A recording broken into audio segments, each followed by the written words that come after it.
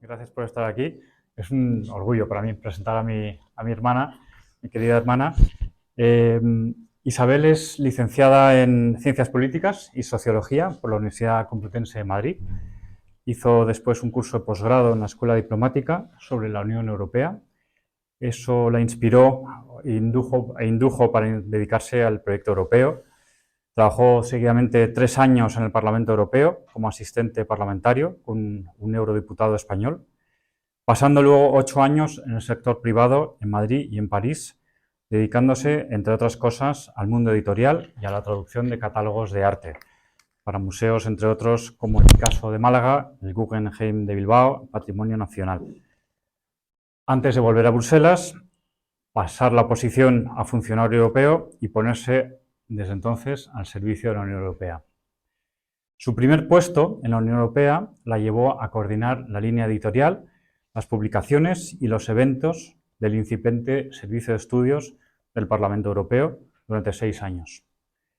En 2018 pasó al Consejo de la Unión Europea como asistente personal del Coordinador Europeo para la lucha contra el terrorismo y editó la obra conjunta La lutte contre le terrorisme, ses acquis et ses défis, en homenaje a su jefe cuando éste se jubiló.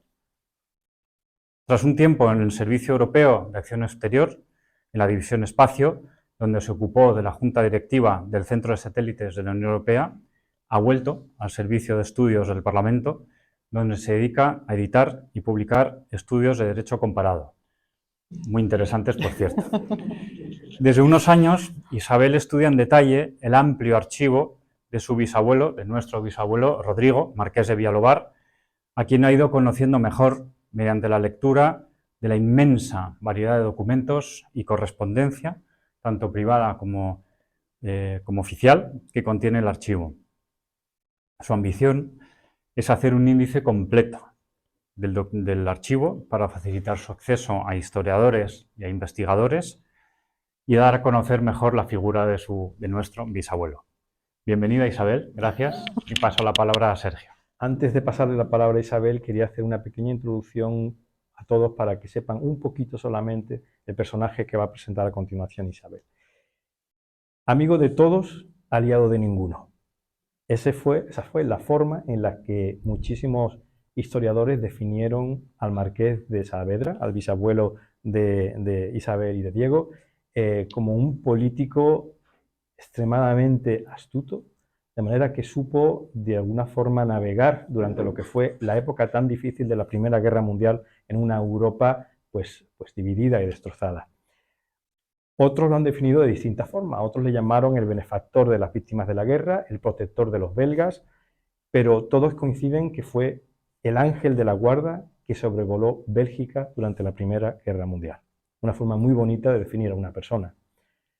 Cuando estalló la guerra en 1914, tu bisabuelo se venía de diplomático a Bélgica, era un destino estupendo, Bruselas por la época era una ciudad maravillosa, era una París en pequeñas dimensiones, y además era un país neutral, o sea, se iba a un sitio, a un país donde iba a pasar unos años estupendos con su familia, pero de repente se encontró con que Alemania invadió Bélgica, Bélgica se vio mezclada en la guerra y le cogió de sorpresa aquí, en Bélgica. Desde que pasó esto, pues bueno, tanto el gobierno belga como el cuerpo diplomático, no solamente belga y extranjero, todos huyeron de Bélgica. Y él se quedó con su amigo, el embajador norteamericano, Brad Whitlock, que todos conocéis el nombre porque hay un famoso boulevard aquí en Bruselas.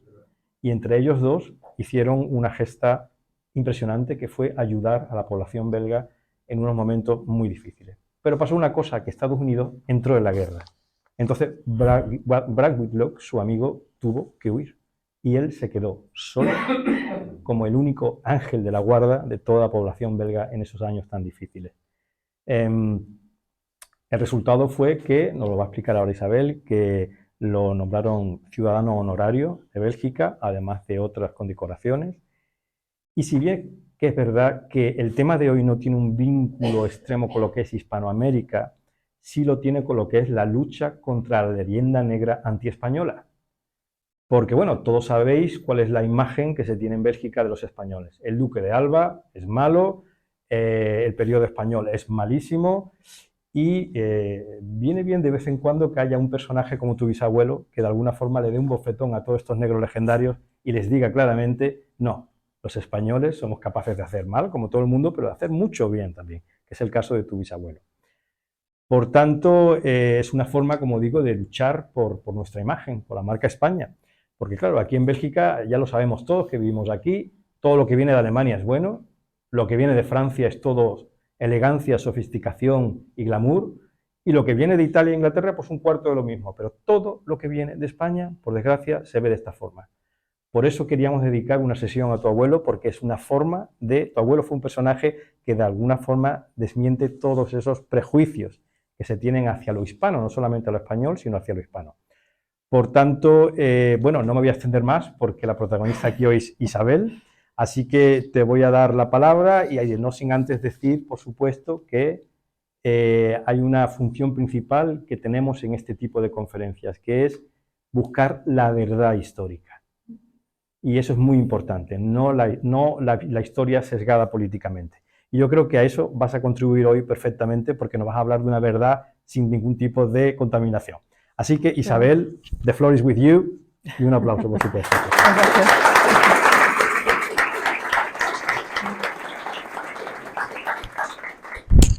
Bueno, como Sergio ya lo ha dicho todo, me voy a ir porque ya ha contado toda la historia y no queda nada más que decir. No, por presentaros un poco, la verdad, primero, Sergio, muchísimas gracias no solo por tenerme aquí, sino también por haber incluido a Villalobar dentro de esta lista de personajes tan ilustres y de grandes hazañas de España, que me parece un gran acierto, aparte de un honor, porque parece que la Primera Guerra Mundial pues, no va mucho con España, ¿no? Es algo lejano, nosotros éramos neutrales, y sin embargo España pues, desempeñó un papel absolutamente fundamental, humanitario, a gran escala, y evitó pues, que hubiera hambre en países en momentos de grave crisis. Entonces, me parece que vale la pena hablar de ello, como bien dices. Rodrigo, os lo presento muy brevemente antes de pasar a su obra en Bruselas. Nació en 1864 en Madrid y es nieto del duque de Rivas. El duque de Rivas, Ángel Saavedra, que no necesita presentación, pues fue un poco el gran patriarca de la familia en el siglo XIX. Tuvo 9 hijos, con lo cual pues, la estructura social en la que nació Rodrigo pues, ya fue muy amplia. Muchos contactos, muchos primos, muchos amigos y pues, le dio mucha solidez como de punto de partida. De hecho, el ayudante personal del rey Alfonso XIII era el marqués de Maura, que era primo hermano de Rodrigo, y como tal pues, tuvieron mucha facilidad de contacto para todas las relaciones que tuvo Rodrigo con el rey a lo largo de sus años de carrera. Este es el punto de partida positivo. El punto de partida negativo de Rodrigo, no sé si se ve en la foto, que es las piernecitas. Este es Rodrigo de niño, sus piernecitas y su mano izquierda pues son de madera. Nació sin piernas y nació con la mano izquierda mermada y bueno, esta es una limitación que tuvo que superar toda su vida. Parecía que eso indicaba que iba a ser pues, una persona pues, un poco viviendo una vida de inválido, un poco tranquilota, pero fue sin contar con su fuerza de carácter y su gran determinación y también con los grandes avances de la ortopedia de la época. La emperatriz Eugenia de Montijo intervino con sus médicos privados, era amiga de la familia desde que coincidió con el duque de Rivas en París y consiguió que tuviera pues, las mejores prótesis, las mejores piernas artificiales que había en el momento. Pero toda su vida tuvo esta dificultad de locomoción que le dificultó mucho el movimiento, era una estructura que había que montar cada día, que había que renovar cada año y si no se hacía pues se le clavaban todo tipo de barras de hierro. Bueno, de esto no volveremos a hablar porque el mismo Rodrigo jamás habló de ello ni se quejó de ello. Pasó su examen diplomático en 1886 y una anécdota que dice mucho sobre estas limitaciones es que cuando llegó al palacio por primera vez, una señora que oyó el nombre Villalobar dijo, Villalobar, ¿y qué es de ese monstruo que teníais por ahí que sigue vivo? Y Rodrigo, pues sonriendo y con una profunda reverencia, le dijo: señora, el monstruo soy yo. Y ya, pues ya con eso vemos un poco el sentido del humor del personaje también. Un repaso muy rápido a sus principales destinos diplomáticos antes de llegar a Bruselas. Estuvo en Washington en 1893, aquí lo veis delante del Capitolio con su carruaje, y aquí pues con sus compañeros de la legación española, con su canotier, en una época un poco más despreocupada. Volvería a Washington en 1909, en un momento pues complicado. Había habido la guerra hispanoamericana que dejó pues una relación muy mala con Estados Unidos. Y en ese momento, en 1909, conoció al que era el alcalde de Toledo, Ohio, que era Brand Whitlock, que resultó pues luego ser el ministro, el embajador americano en Bruselas durante la Primera Guerra Mundial, y que se convirtió en un gran amigo, con lo cual aquí esta relación ya la tenía de punto de partida.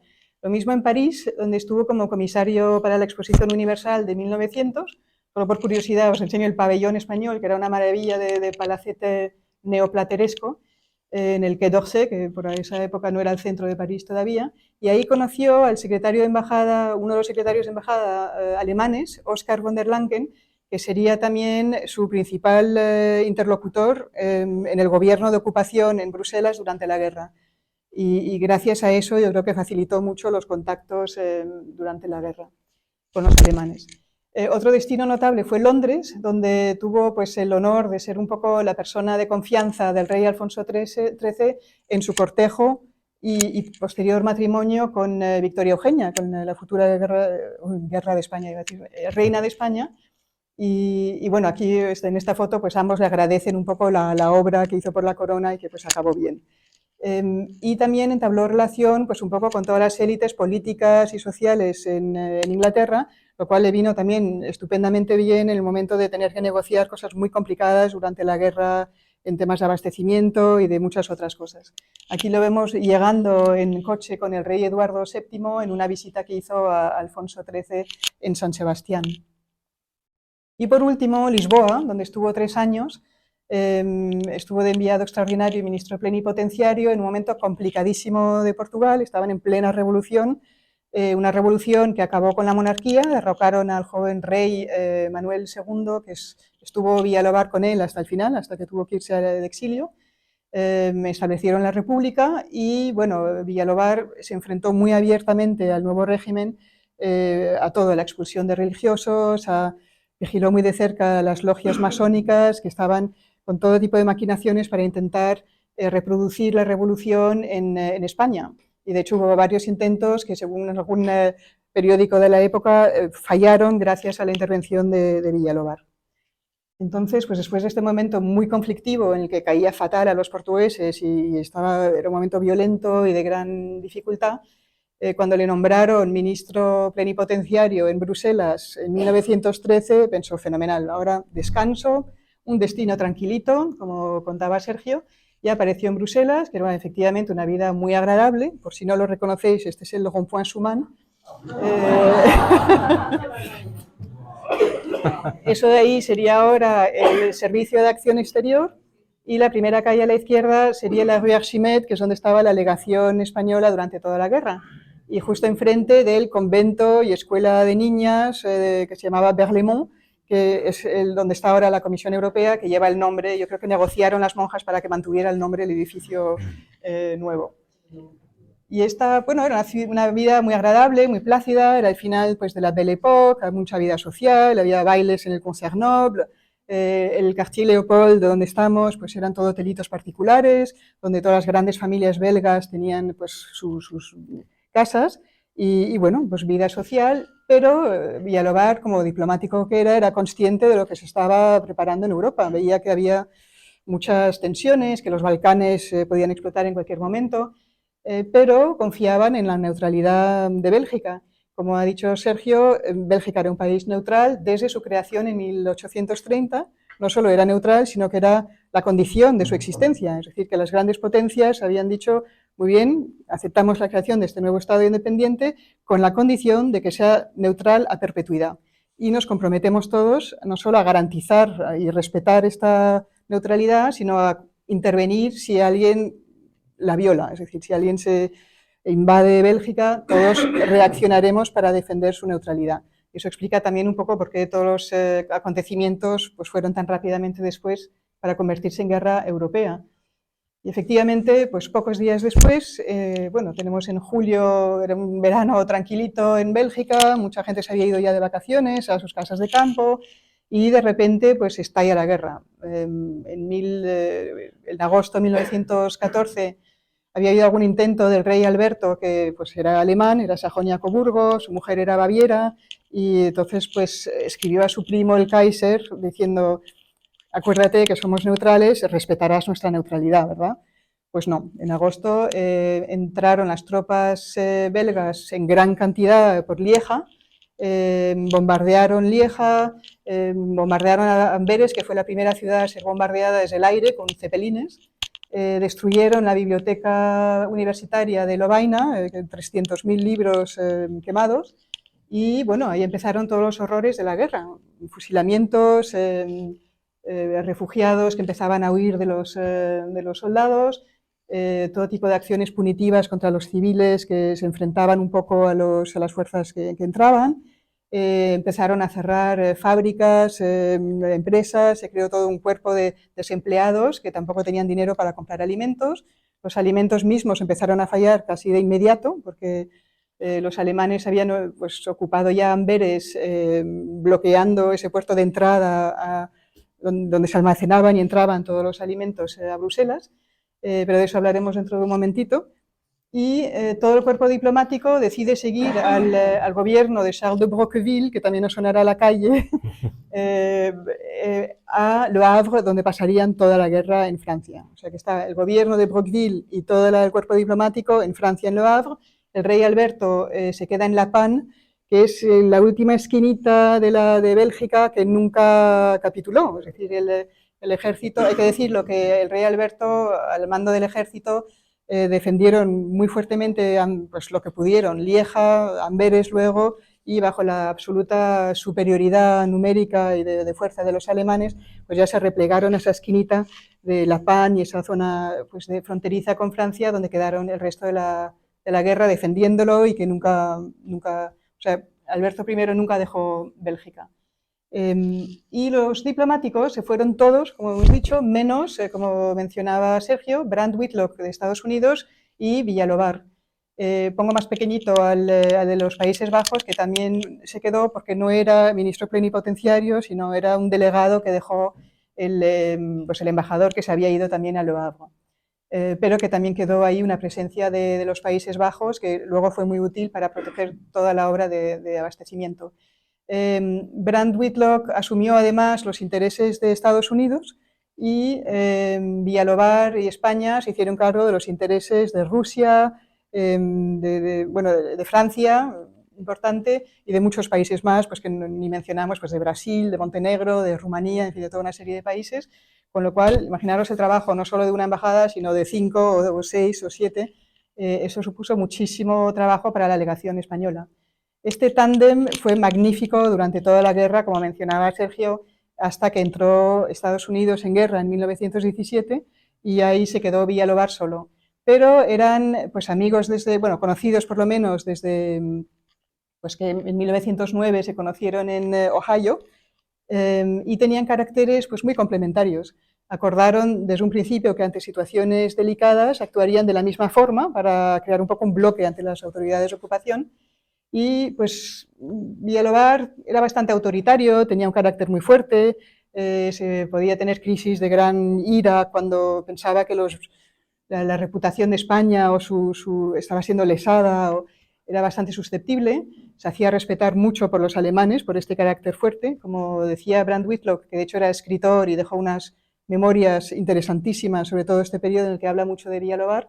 Decía, los alemanes no aceptan iguales, o superiores o inferiores, pero iguales no. Y Villalobar se sabía imponer respeto. Y también, pues hombre, era un hombre de mucho mundo, sabía cómo vestirse, que el pobre Whitlock nunca sabía qué poner si tenía que pedir consejo. Hay que ir de uniforme, hay que ir de pantalón corto, largo, y Villalobar pues ahí tenía mucho tacto y también sabía emplear el tono justo para dirigirse a cada interlocutor, con los alemanes, por ejemplo, le dijo a Whitlock también una vez, llámalos excellents, que les gustará. Y que bueno, que Whitlock no lo hubiera hecho, no tenía ese tipo de savoir-faire, digamos. Entonces, este dúo se queda en Bruselas. Aquí hay unas grandes dificultades ya de comunicación. Los telégrafos no siempre funcionan, los alemanes pretenden controlar los despachos diplomáticos. Es muy difícil comunicar con Madrid para tener instrucciones. ¿Qué hago yo en esta situación? Con lo cual Villalobart tuvo que tomar muchas decisiones importantes solo y sin el respaldo de Madrid, pero y comunicando a posteriori, pues esto he tomado esta decisión por esta razón y estos son mis argumentos. Y así fue, de hecho, con la decisión de quedarse, la comunicó al ministro de Estado, el marqués de Lema, a posteriori. Lema le dijo, estupendo, estamos de acuerdo con que te quedes en Bruselas. El hecho de que se quedaran en Bruselas pues podía actuar un poco como de control de las fuerzas de ocupación, que no se pasaran pues pensando que impunemente podían hacer lo que quisieran, y también contribuía a que Bélgica no estuviera totalmente aislada del mundo, gracias a esta presencia de los diplomáticos neutrales. Aquí tenemos un ejemplo de las dificultades de comunicación. Este es uno de los muchos telegramas que hay en el archivo Villalobart, cifrados. Este viene de Berlín, de nuestro embajador en Berlín, y esa es una tarjeta que escribió Rodrigo a su madre durante la guerra, donde pone arriba, esta tarjeta no puede contener más que noticias de familia o de negocios y nada relacionado con la guerra. Así que así empezaban un poco las dificultades de comunicación que existieron durante toda la guerra. Y Lema, el marqués de Lema, dio instrucciones clarísimas a Rodrigo, muy bien que asumas estos intereses franceses y rusos, pero neutralidad estricta. Nunca pongas en peligro la neutralidad de España por representar otros intereses. Y más tarde, von der Lancken, el alemán, en sus memorias dijo que era un genio de la neutralidad, Rodrigo, porque no era nada fácil mantenerla en situaciones pues, complejísimas. Durante los primeros meses de la ocupación, Rodrigo se ocupó sobre todo de repatriar a los españoles que estaban en Bruselas a España, y esto es, por ejemplo, una factura, bueno, un recibo de los poderes de ocupación diciendo hemos recibido X dinero del marqués de Villalobart para alimentar a 22 españoles en su transporte entre Mons y la frontera suiza. Eso es un poco lo que hacía al principio. Por presentaros a las fuerzas de ocupación y que veáis un poco las caras, el primer gobernador general, hubo tres, fue von der Goltz, y lo siento por la pronunciación ya, que era muy duro, creo, y tuvo poco contacto con Villalobart, excepto muy al principio, porque se fue muy pronto, unos meses después de empezar la guerra. Von Bissing fue el que más contacto tuvo con Villalobart y le parecía que era un hombre razonable, con la dureza prusiana y siendo fuerza de ocupación, pero que era un hombre al que se podía convencer si se iba con la verdad por delante y pidiendo justicia, era sensible a argumentos, o sea que se le podía convencer y de hecho tuvo muy buena relación con el Villalobart y gracias a eso pues salvó muchísimas vidas convenciendo a von Bissing con argumentos sólidos de por qué debía hacerlo. Y el barón von Falkenhausen tuvo menos contacto también y Rodrigo lo consideraba bastante mediocre. Aquí tenemos a Oskar von der Lancken, que era el interlocutor entre los gobernadores generales y los ministros neutrales. O sea que prácticamente todos los días tenía contacto con Villalobart, con Brandt Whitlock, era un poco a diario tenían contacto y se llevaban muy bien. Consideraba von der Lancken que Villalobart era un amigo y probablemente lo fuera, pero también pensaba von der Lancken, y esto supongo que dice mucho sobre el talento diplomático de Villalobart, pensaba que estaba representando los intereses alemanes Villalobart, porque daba consejos tan sabios a los alemanes, pues no hagáis esto, mantened moderación en esto y tal, que en realidad estaba defendiendo los intereses de los belgas, de los franceses, de España, pero parecía, por su manera de hacerlo, pues que estaba defendiendo lo de los alemanes. De hecho, hay una anécdota que también me divierte mucho. Trajeron un día a la legación española a un soldado francés que habían atacado a su unidad, entonces se había encontrado herido y solo y tal. Lo habían traído a la legación de España en Bruselas, un tal Jules Macaire. Rodrigo lo acogió, estuvo ahí recuperándose de sus heridas y le dio un pasaporte, le dio trabajo en la legación como pues, guardia y le dio un pasaporte con el nombre de Julio Sánchez, con el que pudo, pues, a través de La Haya, pues, volver a unirse con su unidad en Francia. Y el pobre von der Lancken, que pensaba que Villalobar era amigo, no sabía que cada vez que visitaba la legación española le abría la puerta a un soldado francés. O sea que ahí había mucho juego Y este triste general von Sauberzweig pasó poco tiempo en Bruselas, pero le dio tiempo a ser el responsable de la ejecución de Edith Cavell, que era una enfermera inglesa de la que ahora veremos un poquito. Desde el principio de la ocupación, Villalobar, como hemos comentado, se llevó muy bien con las fuerzas de ocupación, intentó pues, fomentar pues, un ambiente de amabilidad, que le sirvió muchísimo para tener la libertad luego de, siendo creativo, pues este fue su laissez-passer, el Ausweis que consiguió para poder circular libremente por toda la zona ocupada e incluso salir de ella, lo cual era rarísimo y era un privilegio que muy pocos tenían.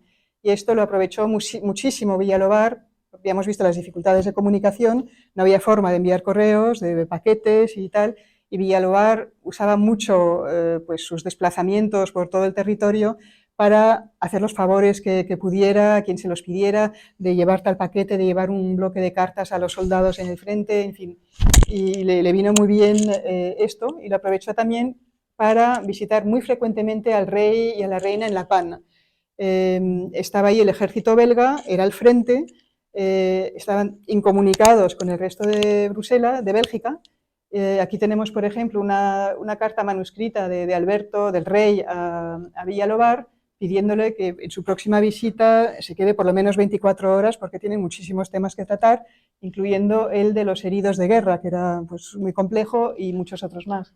Y aquí tenemos una carta de la reina, Elizabeth, diciéndole pues, muchas gracias por todo lo que estáis haciendo ya, pidiéndole que dé una lista con los fallecidos del ejército belga a la Cruz Roja para poder comunicar los nombres de esos fallecidos a las familias y tal. Y durante toda la guerra este correo de idas y venidas fue importantísimo también para el ejército, porque no es solo que hubiera madres diciendo no sé qué es de mi hijo, no sé si está vivo o muerto, no sé dónde está el ejército, qué está haciendo, sino también al revés. Los soldados no sabían que era de sus familias, están bien, están pasando hambre, han sufrido alguna violencia. Entonces, pues estos correos de idas y venidas que coordinaban los reyes eran de un valor enorme para el ejército y para la sociedad civil en general. Pues la acción humanitaria de Villalobar, que fue muy amplia en realidad, y hemos visto varias cosas que hacía, de favores a unos y otros, lo podemos dividir en tres grandes bloques. El primero, del que vamos a hablar ahora, es el abastecimiento. Eso fue fundamental porque el hambre amenazaba con pues, matar de hambre a millones de ciudadanos en zona de ocupación. Mediación, toda la reacción entre pues, arrestos, deportaciones y otros abusos de las autoridades alemanas, y en esto trabajó muy de cerca con pues el propio Alfonso XIII en su oficina Pro Captivis, que fue una obra humanitaria de España extraordinaria, que luego se reconoció, pues en España no, pero internacionalmente mucho. Y la labor diplomática propiamente dicha, pues participó en algunos esfuerzos por la paz, hubo iniciativas para la paz durante toda la guerra y en alguna estuvo muy implicado Villalobar secretamente, o sea, no tenía ahí mucha visibilidad. Pues el hambre, como decíamos, enseguida se hizo notar. Y un empresario americano, Danny Heinemann, que estaba aquí trabajando de director de la Sofina, una empresa pues yo creo que de tranvías y de cableado eléctrico, vio que Bruselas pues empezaba ya a tener hambre, que iba a empezar a haber disturbios, robos, en fin, para alimentarse. Y acudió pues, a otros empresarios como Ernest Solvay, Janssen, y el propio Adolphe Max, que era el burgomestre de otra calle que os sonará, el burgomestre de Bruselas, para montar a nivel de Bruselas un comité que pudiera ocuparse de la alimentación de la población pues de Bruselas y alrededores. Pero pronto se dieron cuenta que en realidad esto pues, era demasiado pequeño, o sea, que había que ampliar a todo el territorio belga. En ese momento Bélgica era un país densísimo, yo creo que el país del mundo con más densidad de población, era muy industrial y producía solo pues, una tercera o cuarta parte de lo que necesitaba, de sus alimentos. Lo demás lo importaba. Claro, importaba por barco, vía Amberes, y hemos visto que todo eso es imposible. Bloqueo británico en el mar, el Amberes ocupado por los alemanes, y además requisiciones de alimentos por parte de las tropas de ocupación que también tenían que alimentarse. Entonces, pues todo ello provocó, fueron a ver a Émile Franqui, que era el director de la Société Générale, y juntos pensaron, pues vamos a crear este Comité Nacional de Secours et d'Alimentation para alimentar a toda Bélgica, y se organizó pues enseguida muy bien, con oficinas, con camiones y con comités locales en distintos sitios. Y bueno, pensad que la población belga era de 7,5 millones de habitantes, y la de las zonas ocupadas de Francia del norte, que estaban en la misma situación, 3 millones. O sea que había que alimentar ahí a 10 millones de personas, y no solo un día o dos o una semana, sino durante toda la guerra. O sea, aquí hacía falta una operación más amplia. Y menos mal que fueron a Londres, donde se encontraron con, no sé si lo reconocéis, el futuro presidente americano Herbert Hoover, que era un hombre de negocios en esos momentos en Londres, y que se ocupó de repatriar a los americanos que estaban en Londres con barcos, volvérselos a llevar a Estados Unidos. Y pensó, pues efectivamente, aquí hay un problema de hambre, Estados Unidos podría aquí contribuir, y además estos barcos que llegan vacíos para recoger y vuelven a los americanos y vuelven cargados americanos y vuelven vacíos, pues aprovechémoslos para venir con grano, con alimentos, con todo tipo de abastecimientos de primera necesidad. Y se montó esta operación enorme, y aquí Hoover puede no haber sido el mejor presidente del mundo y puede que fuera complicado, era bastante controlador, quería controlar también el comité belga, ahí se negaron los belgas, en fin, había muchas tensiones, pero era un organizador de primerísima orden y conseguía encontrar fondos, no se sabe de dónde, ponía todo tipo de campañas pues, por todo Estados Unidos diciéndole: pasad un poquito de hambre, comed menos grano, menos carne, menos tal, y vamos a enviar todo eso a los pobres belgas que se están muriendo de hambre. Entonces había pues muchas pantallas diciendo, pancartas, pues con madres y niños belgas muriéndose de hambre y tal, o sea, también mucha propaganda, pero gracias a eso pues conseguía acumular grandes cantidades de alimentos y enviarlos por barco a Bélgica. Bueno, a Bélgica no, a Europa. Y ese es el problema. ¿Qué pasaba entre esos alimentos que llegaban a Inglaterra y el comité belga que estaba dispuesto a distribuirlos? Ahí faltaba esa conexión. Y ahí es donde Villalobar hizo una obra extraordinaria. Pidieron a los ministros neutrales que se ocuparan de, pues que patrocinaran esta obra de abastecimiento, y que aceptaron inmediatamente sin darse cuenta del trabajo monumental que iba a suponer eso, porque durante toda la guerra Rodrigo negoció primero con los ingleses para que dejaran pasar por el bloqueo a los barcos de la Commission for Relief. No querían hacerlo si no tenían garantías de los alemanes de que esa comida iba a ir directamente a la población civil. Por fin conseguía Rodrigo, y aquí hay una anécdota que también me encanta, de Whitlock, que invitó a tomar el té al gobernador general von der Goltz, que era nuevo, acababa de llegar, con Villalobar, que todavía no se conocían. Y estando ahí tomando el té los dos en la legación americana y hablando, presentándose y tal, se fijó Whitlock que los sirvientes, los que estaban sirviendo el té, que eran belgas, lo hacían de muy mala gana, porque obviamente estar sirviendo al ocupante, pues como que no, pero no les iba en absoluto. Pero dijo, que es una frase que me encanta, sin embargo, si no hubiesen servido esas tazas de té, 7 millones de sus compatriotas no hubieran tenido pan. Y me parece como muy significativo pues, ese momento tan pues, peligroso. Consiguió sobre una taza de té pues convencer a von der Goltz para que diera la garantía de que todo lo que llegara del Commission for Relief in Belgium fuera a la población civil exclusivamente. Pero claro, no acabó ahí la negociación, que parecía, bueno, hecho, ya está, ya hemos arreglado todo. Iban cambiando las cosas. Von der Goltz aceptó de dar esas garantías, pero su sucesor, von Bissing, dijo, bueno, en realidad, bueno, estas garantías se refieren a las zonas ocupadas, pero no a las zonas de etapa, que eran las que vinculaban el frente a Alemania. Ahí podemos hacer lo que nos da la gana. No. Bueno, se refieren al grano, pero no a las patatas y al ganado. Con eso también podemos hacer lo que nos da la gana. Entonces, otra vez los ingleses diciendo, pues vamos a cortar el suministro porque no tenemos las garantías.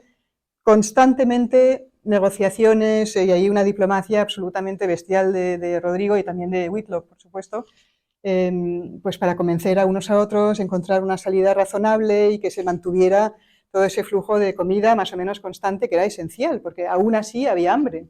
Vemos que había muchas operaciones de distribución de sopa, pero unas necesidades enormes. Entonces, yo creo que esta fue una obra maravillosa de Rodrigo y agotadora, porque duró toda la guerra. Luego hubo la guerra de submarinos, ahí también pues había que convencer a los alemanes para que dejaran pasar los barcos y que los submarinos no los atacaran, y así seguido. Ese es el gran bloque de abastecimiento que duró toda la guerra en realidad. Luego la acción más de mediación, digamos, de Rodrigo, de Villalobar, se enmarca en esta acción humanitaria de Alfonso XIII más amplia, que es la que ha tenido un reconocimiento enorme después. Alfonso XIII desde muy pronto montó esta oficina pro captivis en el Palacio Real. Eran 50 funcionarios que se ocupaban de distintas cosas, pues como pueden ser desaparecidos, información y correspondencia en territorios ocupados, prisioneros, repatriación de civiles, repatriación de heridos, de soldados heridos, bueno, tramitación de penas, todo tipo de intervenciones por cualquier solicitud que recibían muchos. Como país neutral recibían, y representante de los intereses franceses, ahí de los 200 y pico mil solicitudes que recibieron durante la guerra, la mitad eran de franceses. Y para cada una de estas solicitudes, preparaban estos equipos un telegrama para el jefe de Estado que fuera o soberano que fuera, para la firma del rey, pidiéndole un indulto, una intervención de lo que se tratara, o un requerimiento a los embajadores, pues a Villalobar en Bruselas, al de Berlín, Polo de Bernabé, a Londres, a quien fuera que pudiera intervenir en ese caso concreto, y preparar una respuesta, que eso es una respuesta tipo aquí, a cada uno de esos 200 y pico mil solicitudes, con lo cual imaginaros cuántas personas que escribían diciendo, pues no sé dónde está mi hijo, no sé cómo hacer llegar dinero a mi madre que está enferma y que está sola, pues todos recibían una notita diciendo, pues Su Majestad el Rey ha acogido favorablemente su solicitud y esto es lo que está haciendo para solucionar el tema. Me parece también extraordinario lo que hizo aquí. De hecho, por esta labor, que algunos consideran como la primera gran labor humanitaria gubernamental registrada, fue nombrado 2 veces al Premio Nobel de la Paz, Alfonso XIII, una en 1917 y otra en 1933. Pero yo creo que a él lo que más le gustó fue cuando ya se iba de exilio en 1931, que tuvo que pasar pues, por Marsella, por París, por Londres. En todos estos sitios lo acogían masas de personas gritando Vive le roi, en Francia republicana, que hay que hacerlo, agradeciendo pues, sus muchas intervenciones por la población civil, por todo el mundo, a todos los niveles de la población. Entonces, esto yo creo que podemos estar muy orgullosos de la labor de España en esta oficina pro captivis, y obviamente pues mucho del trabajo de la oficina pro captivis pasó por la legación de Bruselas, por Villalobar, que era un trabajo pues gigantesco para la delegación. Hay que decir que tenía un equipo estupendo Villalobar, o sea, gente eficacísima. Él mismo era muy exigente, estaba muy encima de sus equipos, debía ser atroz trabajar con él, pero conseguía que hubiera acción en todas las solicitudes. Entonces, vamos a ver ahora unos cuantos ejemplos de mediación, pero que son 3 o pocos. Hubo muchísimos más y, de hecho, en el archivo hay pues, una multitud de cartas pues, muy modestas, muy humildes, pidiendo, pues muy emocionales también. Es como soy una madre angustiada, tal, bueno, lo que ya hemos dicho. Entonces, aquí los más conocidos son Adolphe Max, el burgomestre de Bruselas, que era un resistente nato. Muy a regañadientes abrió la ciudad de Bruselas a los alemanes para que no hubiera la misma destrucción que hubo pues, en otras ciudades como Lieja o Amberes, pero en cuanto llegaron los alemanes se enfrentó a ellos con todo lo que pudo. Se negó a hablarles en alemán, se negó a abandonar el Hotel de Ville, instaló ahí un camastro y ahí se quedó. Todo, se oponía a las requisiciones abusivas de alimentos. Y al final, después de pues, todo tipo de cosas, pues también suspendió el pago de las contribuciones de guerra, que bueno, aparte es que no llegaban porque habían pedido mucho los alemanes. Total, lo arrestaron y lo deportaron y a varios campos de prisioneros en Alemania. Y a pesar de las intervenciones de Rodrigo, pues no pudo evitar su deportación, pero sí que vigiló muy de cerca cómo estaba en los campos de Alemania, cómo lo trataban, si estaba en buena salud. Incluso enviaron pues, a médicos españoles para cerciorarse personalmente del estado de salud de Max, porque seguía dando la vara a los alemanes en los campos de prisioneros. Entonces, su popularidad creció a lo bestia. Aquí esta es la acogida triunfal que tuvo cuando volvió a Bruselas al final de la guerra, y pues tuvo también mucha cercanía con Rodrigo, con Villalobart después de la guerra, agradeciéndole pues, todas sus intervenciones a su favor y por los bruselenses. Otro ejemplo es el Cardinal Mercier, que era un poco como la autoridad espiritual, era arzobispo de Malinas, el primado de Bélgica, y también representó un poco una resistencia pasiva contra las fuerzas de ocupación durante toda la guerra. Y yo creo que gracias a la intervención de Villalobart, que Oscar von der Lancken vino a ver, le dijo, este hombre nos está dando muchísimos problemas, ha escrito una carta pastoral que se llama Patriotismo y Resistencia, que con eso lo dice todo, en el que decía, estas fuerzas de ocupación están de paso, no son legítimas, no se les debe ni obediencia ni respeto.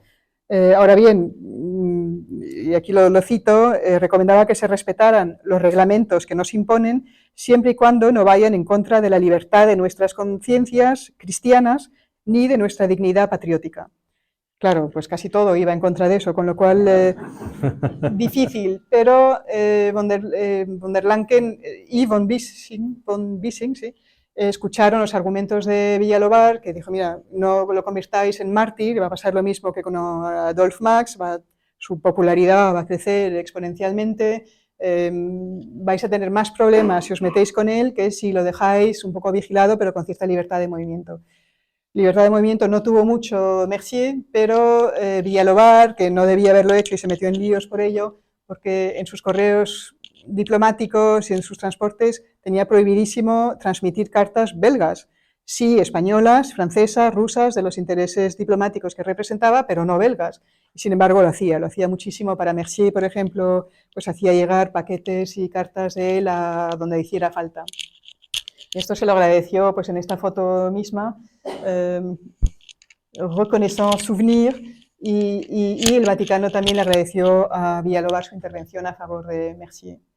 Este es el caso más conocido, tal vez, y más dramático también, porque Edith Cavell era una enfermera británica que regentaba un hospital en Bruselas, donde trataba indistintamente a quien apareciera por ahí, a alemanes, a soldados franceses, ingleses, belgas, a quien fuera. Pero no solo eso, también les ayudaba era parte de toda una red de resistencia y de transporte de personas que se organizó, que se llamaba la Dama Blanca. Una etapa esencial era el hospital de Edith Cavell, y a partir de ahí se iban a La Haya a través de toda una serie de sistemas y volvían a recuperar, a reunirse con sus puestos de combate. La arrestaron una noche acusándola de haber permitido a 200 soldados franceses y británicos evadidos recuperar sus puestos, y ella ni se defendió. Ella dijo, pues sí, claro, lo he hecho y lo volvería a hacer, y además aquí tenéis toda la información y además vosotros haríais lo mismo, con lo cual ya imposible defenderla. Se sentenció pues que la mañana, von Zauberzweig dijo que la mañana siguiente de madrugada la iban a ejecutar. Y claro, todavía no estábamos en la madrugada, era ya de noche, pero todavía quedaban unas horas antes de la madrugada, y esas horas las llenó Rodrigo de todo lo que hizo falta de esfuerzos porque en principio, como inglesa, tenía que defender Brand Whitlock sus intereses, no Villalobart, pero Whitlock estaba enfermo esa noche, envió a un secretario de embajada a buscar a Villalobart, por favor, ocúpate tú de intervenir con ella, yo no puedo. Villalobart estaba cenando en casa de unos amigos, o sea, ya tarde, lo sacaron de la cena, enseguida reaccionó porque se dio cuenta de la gravedad y de la urgencia del asunto, fue a ver a von der Lancken, que también estaba fuera, estaba en un concierto, hubo que esperar que volviera, cuando llegó pues no se había enterado, no sabía de qué iba el tema, tuvo que informarse, al final vio que sí, efectivamente había una sentencia de muerte. Rodrigo intentó por todos los medios, y todo esto lo digo rápido para dar sensación de urgencia, porque era gran nerviosismo y gran tensión. Todos los argumentos posibles, pues de amistad, recuerda nuestra amistad de París y tal y cual, eso no funcionó, luego se enfadó, pues oye, tienes que despertar al Kaiser, que es el único que puede solucionar este tema y darle el indulto. Y dijo von der Lancken, tío, yo la relación que tienes tú de amistad con tu soberano, yo no la tengo con el mío, así que no. Y al final aceptó pues, hablar con von Zauberzweig, que fue el que había firmado la sentencia de muerte y que además estaba sustituyendo al gobernador general von Bissing, el prudente y el que era susceptible de ser influenciado por Rodrigo, pues este no. Y entonces pues von der Lancken se entrevistó con él, también lo sacaron de la cama, me imagino, a medianoche, y no consiguió absolutamente nada. Este dijo, además de muy mala manera y muy groseramente, no, esta mujer va a morir. Y salió pues tembloroso von der Lancken de esa reunión y dijo, mira, no hay nada que hacer, quiere que muera. Y a la mañana siguiente pues la fusilaron. La fusilaron aquí en Schaerbeek, en un sitio que sigue existiendo, un pequeño cementerio que se llama Cementerio de los Fusilados, que está justo debajo de la antena de la RTBF, y ahí hay un pequeño cementerio donde están enterrados todavía pues, resistentes de las dos guerras mundiales. Y ahí fue fusilada Edith Cavell, convirtiéndose pues, casi en la marcha en heroína y en pues, mártir, etc. Después de la guerra fue acusado von der Lancken de pues, haber sido responsable de su, bueno, lo llamaban asesinato, pero bueno, de ejecución, y tanto Bialobar como Whitlock intervinieron diciendo no, no ha sido él intentó pues, separarlo, quien fue responsable fue von Sauerbrugs. Y gracias a eso pues, retiraron a von der Lancken de la lista de criminales de guerra. Bueno, aparte de Edith Cavell, habían arrestado también a otras señoras, de las que sí se había ocupado Bialobar, porque eran francesas, Louise Tullier y Jeanne de Belleville, que eran mucho más activas que, de hecho, que Cavell en toda la resistencia. De hecho, esta, que es Louise Tullier, fue condenada a muerte. Bialobar intervino por ella, pidió al rey que interviniera por ella, Alfonso XIII, lo hizo, escribió un telegrama al emperador, que me encanta el texto, dice, el más hermoso privilegio del señorío es el de perdonar. Te quedaría íntimamente agradecido si indultases a la condesa de Belleville y a las otras damas que estaban condenadas. Y pues así se hizo, consiguió que las indultaran, las condenaron a trabajos perpetuos en vez de pues, pena de muerte, pero bueno, y sufrieron mucho. Tullier pasó 3 años horribles en un campo de concentración, pero sobrevivió y siguió siendo resistente en la Segunda Guerra Mundial, con lo cual le cundió. Qué bueno. De esta no voy a hablar porque ya no queda mucho tiempo, pero eran 2 profesores de la Universidad de Gante, que había una política de los alemanes de neerlandizar todas esas universidades. La de Gante no era neerlandofona en ese momento, y estos profesores se negaron, un poco se enfrentaron a esta neerlandización de la facultad, y bueno, los deportaron, y aquí también pues, intervino Bialobar, consiguieron pues, que los liberaran y que les permitieran vivir en la ciudad de Jena. No hemos llegado todavía, en la ciudad de Jena, que era una ciudad universitaria y donde podían, pues, más o menos en libertad ejercer sus actividades académicas. Bueno, es un poco los ejemplos de labor de mediación, pero ya os digo que hubo miles y a todos los niveles de la sociedad. O sea, realmente hubo intervenciones de todo tipo.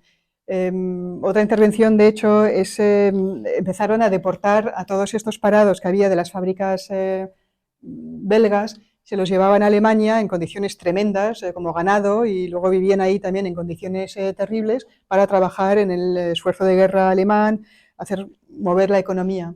Y Bialobar pues, se enfrentó mucho a estas deportaciones, consiguió, de hecho, pues, que se disminuyeran en muy gran medida y mejorar las condiciones de los trabajadores en Alemania, incluyendo pues, que pudieran llegarles paquetes de sus familias y correos, etc. Y un periódico de Charleroi publicó un artículo cuando murió Bialobar que dice: cuando el horror de las deportaciones se abatió sobre la clase trabajadora, el embajador de España logró liberar a miles de trabajadores de los campos de tortura donde tantos compatriotas fallecieron. Fue también él quien salvó nuestra industria del carbón, cuando Alemania quiso destruirla como había destruido antes la industria metalúrgica. Bélgica no olvidará jamás el nombre de uno de sus más ilustres protectores durante los años trágicos, y la clase trabajadora no será la última en honrar la memoria de un hombre que acudió a su salvación en medio de tanto sufrimiento. Leo esto porque parece que son todo pues, gente de muy alto nivel que recibía la ayuda de Bialobar, y la verdad es que ni mucho menos. Y la labor diplomática, quiero mencionar un poquito su intervención por la paz. A lo largo de toda la guerra hubo iniciativas por la paz, algunas, pues una del presidente americano Wilson, el propio emperador Carlos I de Austria-Hungría pues también tuvo un intento de proponer una paz. Benedicto XV también pidió a todos los estados que si se podía volver al status quo de antes de la guerra. y Rodrigo participó en varias de estas, no se sabe exactamente en cuáles, hay mucha documentación sobre esto en el archivo Bialobar, pero desde luego en una que venía de los alemanes. Este es un papel manuscrito que le dieron en la Wilhelmstrasse, el Ministerio de Asuntos Exteriores del Kaiser, con las condiciones de los alemanes para una paz. Dedicó muchísimo tiempo a esto y fue muy delicado, muy secreto, tuvo que tener muchísima mano izquierda para no poner en peligro la neutralidad española. Lo hizo con absoluta bendición de sus superiores, porque interesaba a España ser vista como mediadora en este conflicto y conseguir una paz. Sin embargo, todas fallaron, las iniciativas de paz, probablemente porque todas proponían volver a condiciones de antes de la guerra, y visto el coste humano y material de la guerra, pues era imposible volver al status quo de antes. Alguien tenía que pagar por ello. Y como se vio después, pues los alemanes pues, tuvieron que pagar mucho por ello. Y llegamos al final de la guerra. Esta imagen me gusta mucho porque enseña a un Rodrigo agotado, con pilas de papeles, con muchísimo trabajo. Brand Whitlock se marchó en 1917, cuando entraron a Estados Unidos en la guerra, y asumió Rodrigo pues, todos los intereses diplomáticos, incluyendo pues, los de Estados Unidos y los de Inglaterra. Y era un trabajo sin fin. Se despertaba a las 7 de la mañana, se acostaba a las 3 de la mañana, era acelerado todo su día porque muchas de sus intervenciones eran cuestiones de vida o muerte, que tenía que reaccionar muy rápidamente. Y bueno, gracias a su equipo también parece agotado, de hecho. Pero bueno, este fue un momento muy difícil y de gran abatimiento, creo, para él, porque veía que se multiplicaban los problemas y no llegaban nunca a las soluciones.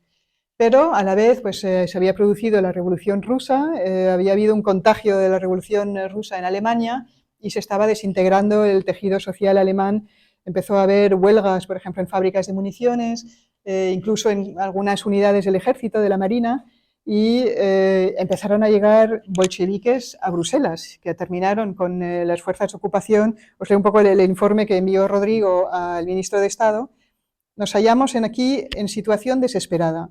Soldados bolchevistas venidos del frente y otros semejantes llegados de Berlín con encargo de hacer revolución han desposeído al príncipe Ruperto de Baviera, al gobernador general y a todo su gobierno. Se han constituido como tal y quieren dar el poder a los más extremados anarquistas belgas. O sea, un momento delicadísimo, porque de hecho ya pues, el gobierno de ocupación se desintegró, lo sustituyó lo que llamaron el Soldatenrat, el Consejo de Soldados y Obreros, con un tal Einstein a su cabeza, que no era Alberto, sino Karl. Y este señor pues, tenía la intención pues, de comunicarse con el Partido Obrero belga, de un poco de iniciar un poco el tema revolucionario en Bélgica, pero la verdad es que lo veían demasiado como fuerza de ocupación y no como aliados socialistas, y el Partido Obrero belga dijo, no queremos nada que ver con vosotros. Entonces ya la táctica cambió a decir, pues vamos a organizar pacíficamente la retirada de las tropas alemanas. Ha mencionado aquí a Ruperto de Baviera. Ruperto era el príncipe heredero de Baviera, de hecho también era el hermano de la reina belga, y era mariscal de campo, y se había estado al frente de las tropas alemanas durante toda la guerra, era muy respetado en el ejército, obviamente odiado por los belgas, y pues este señor un día se presentó en la legación española pidiendo asilo diplomático. Dijo, pues necesito protección porque mis soldados ya no me obedecen, me amenazan y yo creo que aquí no salgo vivo.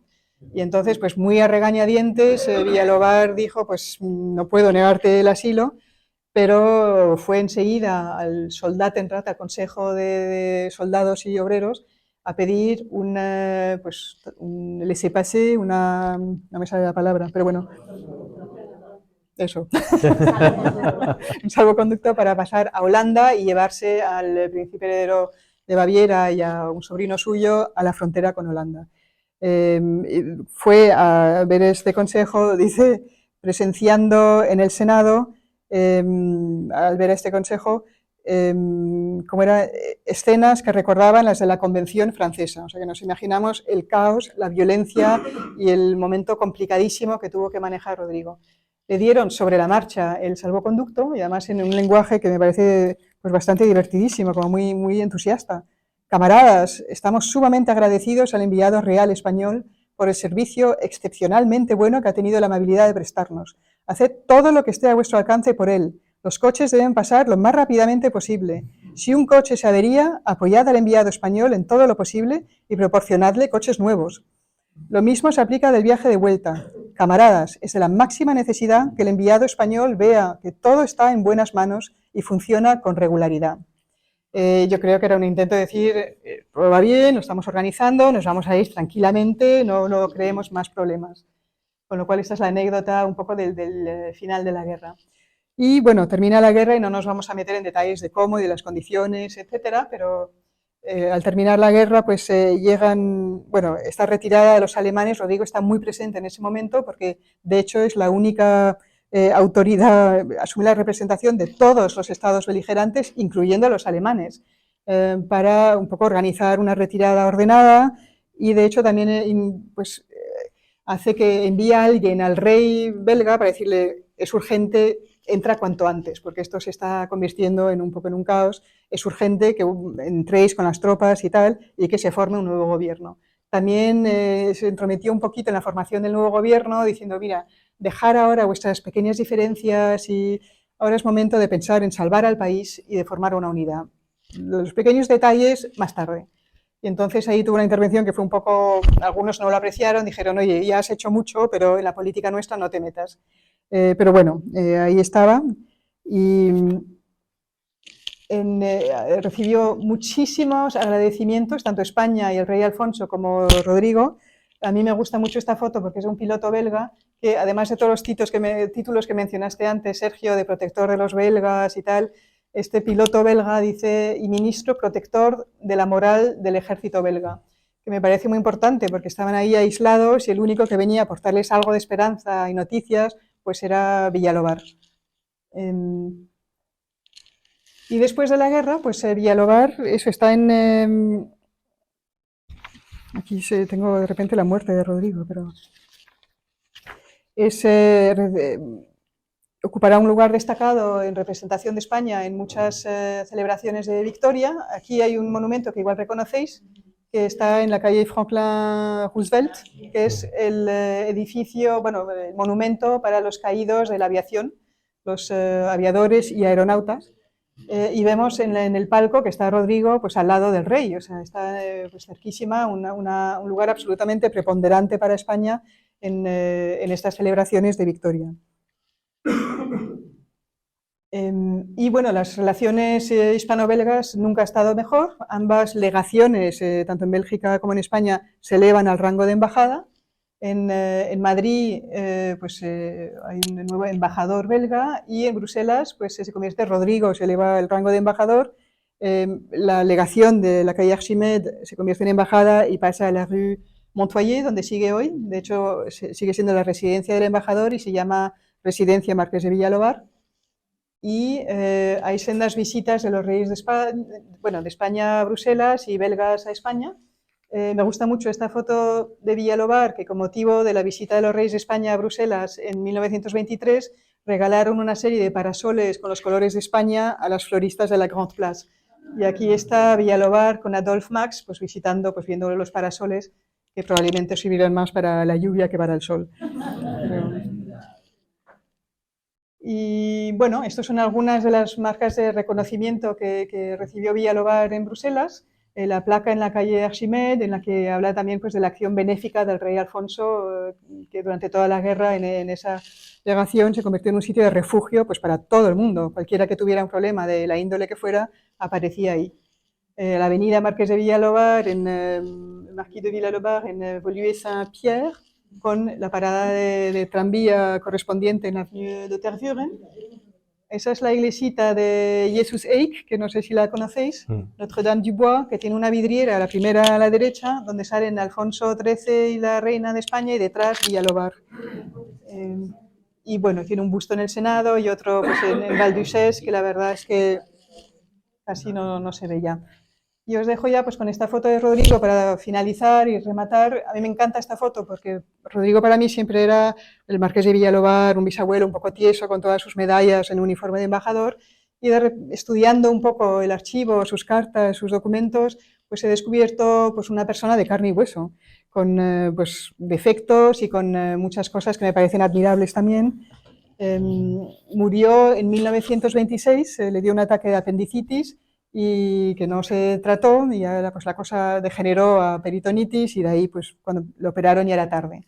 En cuanto se enteró de su muerte, el rey Alberto vino a recogerse inmediatamente junto a él en el propio hospital y, bueno, tenía 62 años, le dio tiempo a escribir sus últimas voluntades y un telegrama de despedida al rey Alfonso XIII, y esa misma noche de su muerte el primer ministro belga dio cuenta de su muerte al Congreso de la Nación, una noticia que todos los diputados se pusieron de pie para escuchar, que me parece muy conmovedor.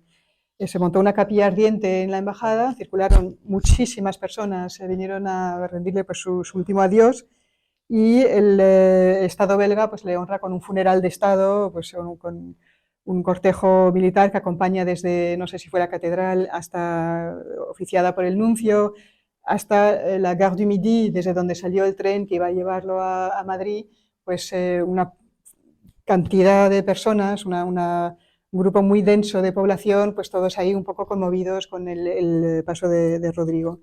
Y hubo, pues, muchísimas reacciones a su muerte, a la acción suya y a la del rey durante toda la guerra. Y bueno, me parece que su carácter, o sea, ¿qué es lo que le impulsó, pues, con un cuerpo tan frágil a resistir todos esos cansancios, esas durezas durante tantos años? Y yo creo que lo que más le motivaba, sus valores principales, eran, primero, un sentido del deber absoluto y un sentido del servicio. O sea, el servir para él era una alegría, era lo que le daba razón de ser. Y es un valor que igual se pierde un poquito. Tenía un profundo patriotismo, o sea, amaba a España, tenía una lealtad absoluta al rey, y de hecho eso lo dice en las palabras que él dirigió a las cámaras belgas al final de la guerra. Dijo: todo el honor, toda la gloria de lo que se haya podido realizar de grandioso en esta magnífica obra de solidaridad humana pertenece a Su Majestad el Rey de España y a su pueblo. No quería nada para él, en realidad quería que la reputación de España, pues, y del rey estuvieran a salvo. Tenía un carácter, pues, muy duro, como hemos visto, muy firme, pero también un espíritu muy fino, mucho sentido del humor. Dijo Whitlock en sus memorias que era un compañero encantador, lleno de ingenio y humor y energía, y también un poco de malicia, lo cual le daba cierto encanto a lo que decía.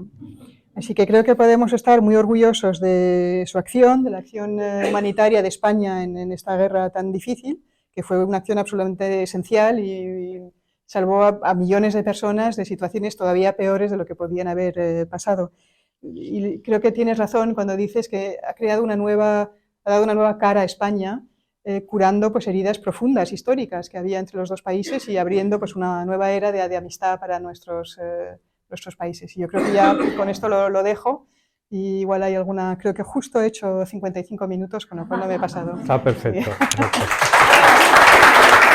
Isabel.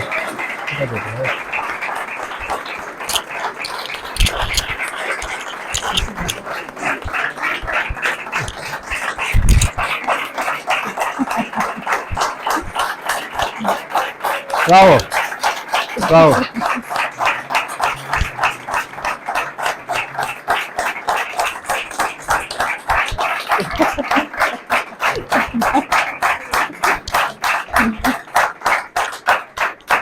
Bueno, Isabel, ha sido de los aplausos más largos que hemos tenido en los Juegos Hispanófilos, ¿eh? O sea, y todavía hay alguno por ahí. Bueno, pues vamos a ver, ahora hay tiempo para preguntas y respuestas. Le agradecería, por favor, que hubiera alguien que fuera pasando el micrófono, más que nada para que se oiga bien después en la grabación. A ver, preguntas. Preguntas, por favor. No, perdón. A ver si alguien por aquí podéis acercaros para gestionar esto. Hola, muchas gracias. Soy Marisa Fernández y vivo aquí. Y simplemente preguntarte, porque hace unos años, cuando se había puesto la situación tan tensa aquí con la prensa belga y Puigdemont huido y todo eso, preparamos una carta para la prensa belga precisamente sobre Villalobar y sobre la acción del rey Alfonso. Y entonces, a mí una de las cosas que me llamó la atención es que la esta oficina pro cautivos, Sí. llegó a salvar a 200.000 200.000 cautivos franceses y belgas, que es una cantidad gigantesca de personas, una cantidad enorme de personas. Y la otra cosa que creo que es cierta, pero a lo mejor lo sabes para contrastar, es que esta oficina se montó naturalmente gracias a por supuesto, a la contribución ineludible del Marqués de Villalobar, pero sobre todo fue el rey Alfonso con su patrimonio personal que montó esta oficina. Él, no fue el patrimonio del Estado español ni nada, fue él con su patrimonio personal, lo que es increíble. Y me parece increíble que, primero, que el rey Alfonso tenga tan mala prensa en España, porque yo no lo supe hasta que no empezamos un poco a indagar sobre su acción a favor de los belgas por esta situación tensa que había hace unos años aquí, y en segundo lugar que la presencia sea casi anecdótica, porque uno pasa por la Rue Archimède y ve la placa y dice, bueno, entonces por eso nos pusimos un poco a ver, pero es increíble porque fue un benefactor, tanto el Marqués de Villalobar como el rey Alfonso, increíble para Bélgica y para Francia en general. Y bueno, como benefactores de la guerra, ¿no? Entonces, que no se sepa esa historia es sorprendente. Sí, estoy de acuerdo. Y es curioso porque en España se conoce aún menos. Sí. Es decir, que aquí, pues de vez en cuando, bueno, hubo hace un par de años en el Senado belga, pues se organizó un acto pues de reconocimiento, vino mi padre, de hecho, pues el busto que salía ahí en el Senado con un señor con barba blanca es mi padre, y hubo, pues le entregaron una medalla, es decir, que pues muchos años después se sigue recordando el tema. Poquito, porque también el busto en Val d'Uixelles lo fui a ver el otro día y está pues cubierto de árboles y de vegetación, entonces pues hay que recordar un poquito de vez en cuando. Y la verdad es que la embajada aquí bilateral ha hecho una labor magnífica, pues organizando frecuentemente actos de recordar un poco la relación no solo de Marqués de Villalobar y la acción durante la Primera Guerra Mundial, sino pues a lo largo de los años cuál ha sido la relación. Pero tienes razón, me parece que debería conocerse mucho más y apreciar nosotros, por lo menos, que de hecho se trata en esta serie de conferencias, creo, de pues lo grande que hemos hecho. Y desde luego el rey Alfonso XIII, fue magnífico. Me parece que hizo una labor maravillosa. Siguiente pregunta, por favor. Yo no necesito micrófono. Perdón, sí, por favor, hablen por el micrófono. Si hace falta que no se graba. Sí.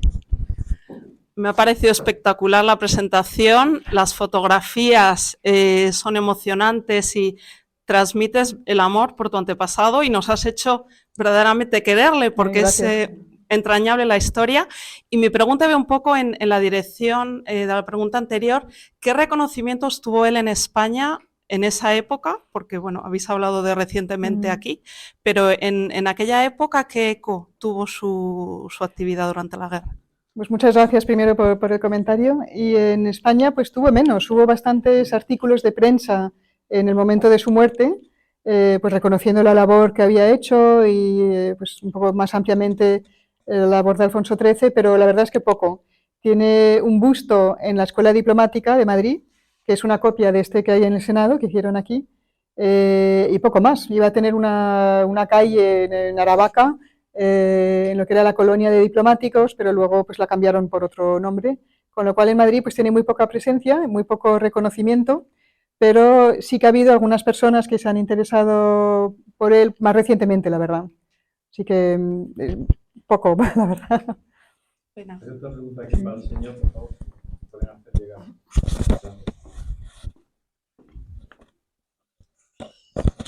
Preséntense, por favor. Bueno, soy Leonardo Cervera. Muy agradecido por la calidad de la conferencia. Creo que ha sido excelente el tiempo y la manera en que la ha expuesto. Mi admiración por la persona de su bisabuelo. Debe ser un orgullo grandísimo tener una persona así. Y bueno, el 2026 está a la vuelta de la esquina. Quiero decir que podemos empezar ya entre todos a reclamar al Estado belga. Es verdad, no había pensado. Con el español yo no me haría muchas ilusiones, pero al beneficiado de esta labor, que fue el Estado español, el Estado belga, yo creo que el Estado belga debería de hacer un recuerdo. Y la pregunta, ya se ha mencionado, pero es un poco tu tu valoración histórica de la figura del rey Alfonso XIII, porque es un rey muy denostado en España, una leyenda negra muy, muy grande. Ese es el mensaje que yo he recibido toda mi vida. Un rey pequeñito, cobarde, en fin, pornógrafo, en fin, hay una serie de cosas muy feas que se dicen de este rey, y hoy yo me he llevado una sorpresa tremenda, ¿no? Viendo todo esto, ¿no? Sí. Entonces, creo que, aunque no estemos aquí para hablar de ese rey, ¿no? Pero puesto que estaba quizá tu valoración histórica, pues ayudaría un poco. Gracias. Muchas gracias, Leonardo, por tus comentarios. Y no había pensado en la fecha de 26, que efectivamente pues, coincidiría muy bien con alguna celebración. España estaba en un momento complicado. Históricamente pues, no estaba en su mejor momento. Se había perdido pues, muchos, pues, casi el resto de sus terrenos de los mares recientemente. No pintaba mucho a nivel europeo, no formaba parte de ninguna de estas alianzas pues la Entente y en fin demás, tenía todavía alguna veleidad pues colonial, el interior de Marruecos, el rey Alfonso XIII tenía de hecho una idea de unidad de la península ibérica. Entonces pues Villalobart, cuando estuvo en Bruselas, también intentó provocar incidentes que hubieran justificado una entrada del ejército español, en fin. Tenía ideas el rey y tenía ideas de volver a poner a España en un lugar un poco preponderante. Yo creo que toda esta acción humanitaria fue pues porque era un hombre de corazón realmente y por generosidad, porque le costó mucho tiempo, su dedicación era total, o sea, estaba todos los días en esta oficina trabajando, supervisando y pagando por todos estos sueldos, pero también lo hizo pues por conseguir un poco un lugar para España que no fuera patético, es decir, que tuviera... Y de hecho podemos sentir cierto sentido de injusticia, pues que no formara parte de conversaciones de paz al final, cuando se repartió Europa de una manera un poco distinta, que no participara España de ninguna manera, cuando había dado tanto durante la guerra, de una manera totalmente desinteresada y entregada, bueno, desinteresada, le hubiera gustado recibir algún reconocimiento. Pero el rey, sí, yo puedo comprender, es que era un Villalobart para mí también representa el final de un mundo, que estaba, pues, hemos visto, pues todos, pues marqueses, barones, no sé qué, una forma de vivir, de vestir, una especie de grandeza o de señorío en la forma de relacionarse, todo eso estaba desapareciendo, estaban surgiendo fuerzas muy poderosas y que debía ser así, o sea, debían salir todas esas, pues los movimientos obreros, toda una serie de... Tal vez lo que le pasó pues, fue fruto de esa coyuntura histórica que no era solo en España, o sea, estaba pasando un poco en todas partes también. También en Alemania, pues todo ese mundo también cayó, en Portugal ni hablemos. Yo creo que sufrió un poco de eso. Es verdad que no era una persona... Claro, yo tengo una visión de él, de los intercambios de correos que veo con mi bisabuelo, pues de un hombre pues, pues bastante profundo en realidad y con mucha calidad humana. Pero claro, eso es, supongo, cosa de los soberanos pues que no dan de sí, pues no se les ve la faceta más amable, creo. Gracias. ¿Otra pregunta, por favor?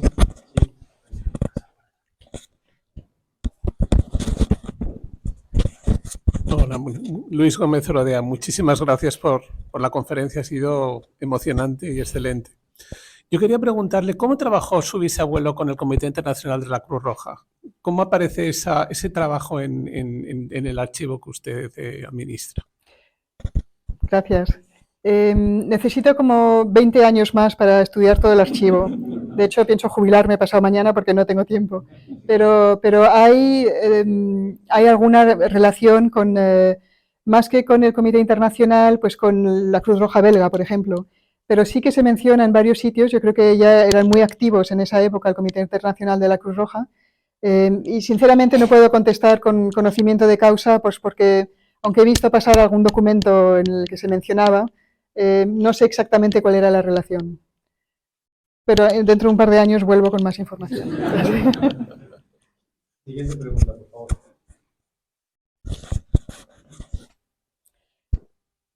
Aquí has dicho al principio que tenía los pies de madera.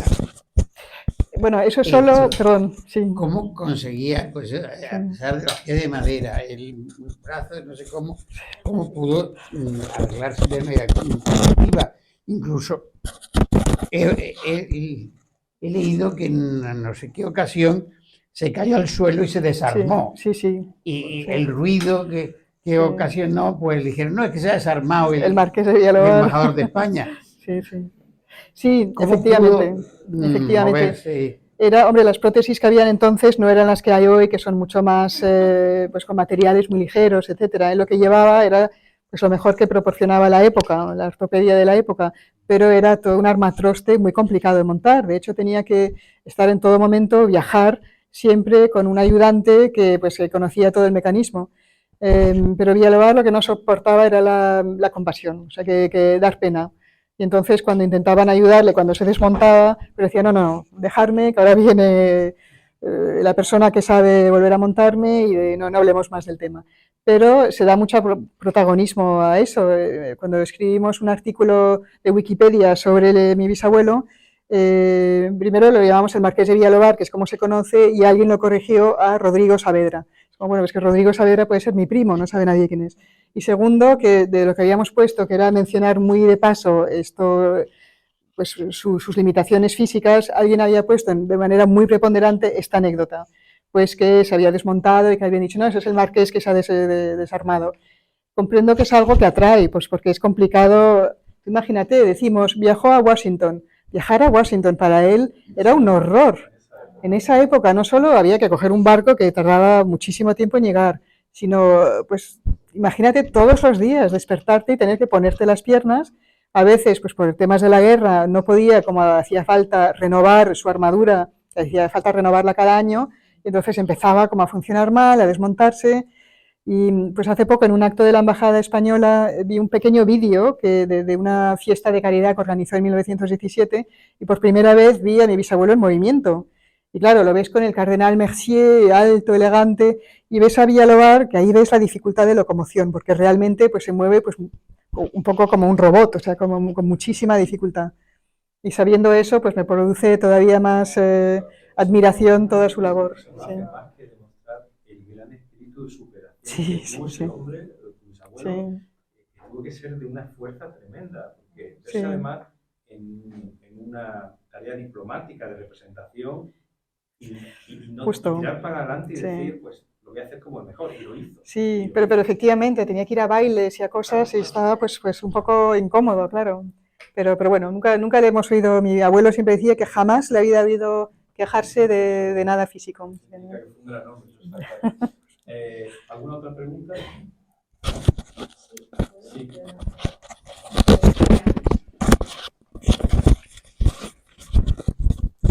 Hola, Eugenia Navarro. Me uno a las felicitaciones porque la verdad es que ha sido muy amena y ha sido muy entrañable. Qué pena que no seamos americanos y tengamos productoras para hacer una lista de Schindler y cosas de esas, pero bueno, somos España. Yo me voy a la persona, precisamente ahora que estábamos diciendo cuando tenía que viajar, hemos dicho que sobre todo en los últimos años de la guerra, fue 4 años, los 2 últimos años, de 7 de la mañana a 3 de la mañana, ¿eso le pasó factura a nivel personal? Porque se sabe, que se cuenta, que cuenta la familia. Hombre, sí. La verdad es que su archivo está lleno de cartas en las que se nota realmente el abatimiento. Realmente el cansancio ya pues pasó factura. Y, hombre, no le quedaba más remedio que seguir adelante. Es decir, no había nadie más para sustituirlo. Yo creo que en algún momento le tentó pues presentar su dimisión, pero fue relacionado con otras cosas. Fue relacionado pues que empezaron los alemanes a controlar su correo, por ejemplo, y su libertad de movimiento. Dijo, pues es que en estas condiciones no puedo trabajar.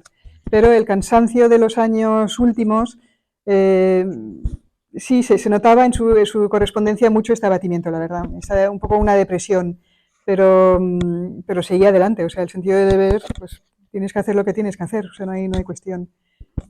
Pero luego, pues sí, tuvo una vida más tranquila. Los años que vinieron, pues le dio ya para...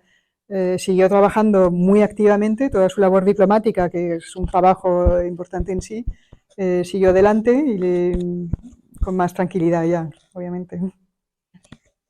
Una última pregunta. Sí, ahí al fondo. A ver si podemos. Gracias. Hola, buenas tardes. Yo me quedo un poquito con las ganas de saber qué es lo que cuando él es pequeño y le van pasando, bueno, pues todas estas cosas, o sea, qué le hacía salir de toda esa pues limitación. O sea, estoy pensando pues que ahora hay un poco de victimismo muchas veces, ¿no? Y entonces me llama la atención poderosamente lo que has contado de tu antepasado. O sea, me parece increíble. Entonces, ¿qué cosas le hacían como, o sea, luego ya encontró como su propósito, ¿no? Con pues el servicio a España, todo eso. Pero antes... Sí, de pequeñito. Es verdad que la verdad es que sabemos poco sobre su infancia, pero bueno, sabemos que tenía una familia muy amorosa. La correspondencia de después, pues así lo demuestra, pues con su madre, que pues, lo quería muchísimo. Perdona. Y bueno, era una familia también pues, donde la literatura pues, reinaba, pues leía mucho, era muy culto, muy educado, pues tenían estancias en Galicia, la familia originariamente era de Galicia, pues entre jardines, y luego pues los estudios, le pusieron a estudiar pues como a cualquiera. Y ahí pues, pues iba, yo creo que dio por hecho que no, pues que tenía que seguir el camino que seguían todos los demás, que no había excusa. Pero no sabemos mucho sobre su infancia, la verdad. Eso es más especulación. ¿Y algo más trivial sobre su vida personal, sobre su esposa? Porque claro, una vida intensa diplomática, pero eso no es un secreto de su vida personal. ¿O no? Sí, sí, la verdad es que Rodrigo se casó. Sí, sí. Pasó la guerra solo, porque no se casó hasta después de la guerra. Había estado enamorado desde siempre de una prima hermana suya, que también nieta del duque de Rivas, y después de la guerra, pues como que se dio el momento en que ya era posible, pues ella se había casado, era viuda de un matrimonio anterior, tenía un hijo, que es mi abuelo, Carlos, y Villalobar, pues bueno, se casaron, tuvieron que pedir licencia papal para casarse entre primos hermanos, eso lo gestionó todo el cardenal Mercier.